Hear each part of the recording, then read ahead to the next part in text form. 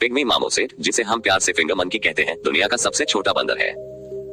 Amazon क्षेत्र के वर्षावनों के यह मूल निवासी है। यह इतने छोटे होते हैं जो वयस्क बंदर होता है वो भी आपके हाथ की हथेली में फिट हो सकते हैं। फैक्ट नंबर 1, पिग्मी मामोसेट का वजन लगभग 85 ग्राम से लेकर 140 ग्राम तक होता है। फिंगर मंकी के आकार की बात करें तो सिर से लेकर शरीर तक 4 इंच से 6 इंच तक होते हैं। फैक्ट नंबर 2, फिंगर मंकी उल्लुओं की तरह अपने सिर को 180 डिग्री पीछे की ओर मोड़ सकते हैं। फैक्ट नंबर 3, वे लगभग हमेशा जुड़वा बच्चों को जन्म देते हैं, लेकिन कुछ मामलों में 1 या 3 भी हो सकते हैं। फैक्ट नंबर 4, पिग्मी मामोसेट या फिंगर मंकी की 2 मौजूदा प्रजातियां हैं, पश्चिमी पिग्मी मामोसेट और पूर्वी पिग्मी मामोसेट। दोनों ही प्रजातियों के रंग और आकार में कुछ अंतर होते हैं। वे अपनी भौगोलिक सीमा से भी भिन्न बटे हुए हैं। वे उत्तरी बोलिविया, ब्राजील, कोलंबिया, इक्वाडोर और पेरू के अमेज़न क्षेत्र में रहते हैं। वैज्ञानिकों का मानना है कि दोनों ही प्रजातियां लगभग 3 मिलियन वर्षों से अलग अलग विकसित हो रही हैं। फैक्ट नंबर 5, उनके पास पंजे होते हैं और विरोधी अंगूठे नहीं होते हैं। इन बंदरों में भी अन्य बंदरों के विपरीत अंगूठे की कमी होती है। फैक्ट नंबर 6, फिंगर मंकी के आहार में ज्यादातर ट्री गम होता है।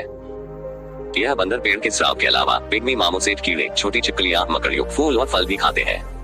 फैक्ट नंबर 7, वे ज्यादातर एकांगी होते हैं। कई अन्य बंदरों की तरह फिंगर बंदर एक सामाजिक प्राणी है। पिग्मी मामोसेट 2 से 6 व्यक्तियों के समूह में रहते हैं, जो आमतौर पर एक वयस्क जोड़े से बने होते हैं जो अपनी संतानों के साथ रहते हैं। अंगुलियों के बंदरों के समूह को फौज कहा जाता है। फैक्ट नंबर 8, मानव शिशुओं की तरह फिंगर मंकी बेबी अपने भाषा कौशल को सुधारने के लिए प्रलाप करते हैं। फैक्ट नंबर 9, पिग्मी मामोसेट अपने भाई बहनों की परवरिश में मदद करते हैं। फैक्ट नंबर 10, वे हवा में 15 फीट छलांग लगा सकते हैं। फैक्ट नंबर 11, इन छोटे जानवरों की मेटाबॉलिज्म दर धीमी होती है। फैक्ट नंबर 12, जब भोजन की बात आती है तो मादा पिग्मी मामोसेट को प्राथमिकता मिलती है और पुरुषों की तुलना में घूमने की अधिक स्वतंत्रता होती है। फैक्ट नंबर 13, नर बच्चों को जन्म देने में मदद करते हैं और बच्चों को अपनी पीठ पर बिठाते हैं। फैक्ट नंबर 14, पिग्मी मामोसेट की पूंछ उनके शरीर से लंबी होती है जो उन्हें खुद को संतुलित करने में मदद करती है।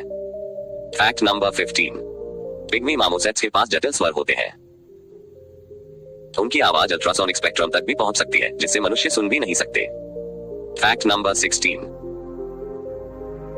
पिग्मी मामोसेट अपने सामाजिक परिवेश के आधार पर अपनी आवाज को भी बदल सकते हैं। अपने समूह के सदस्यों की आवाज की नकल करना और जब उनके पास एक नया साथी होता है तो नई आवाज करने में माहिर होते हैं ये। फैक्ट नंबर 17, उनके स्वरों के अलावा पिग्मी मामोसेट दृश्य संकेतों और गंध चिन्हों के माध्यम से एक दूसरे के साथ संवाद भी कर सकते हैं। फैक्ट नंबर 18, कुछ आंकड़ों के अनुसार कैद में वे अपने जंगल जीवन के विपरीत 20 साल तक जीवित रह सकते हैं और इसके विपरीत वे पर्यावरणीय खतरों के कारण जंगल में औसतन केवल 11 से 12 साल तक ही जीवित रहते हैं।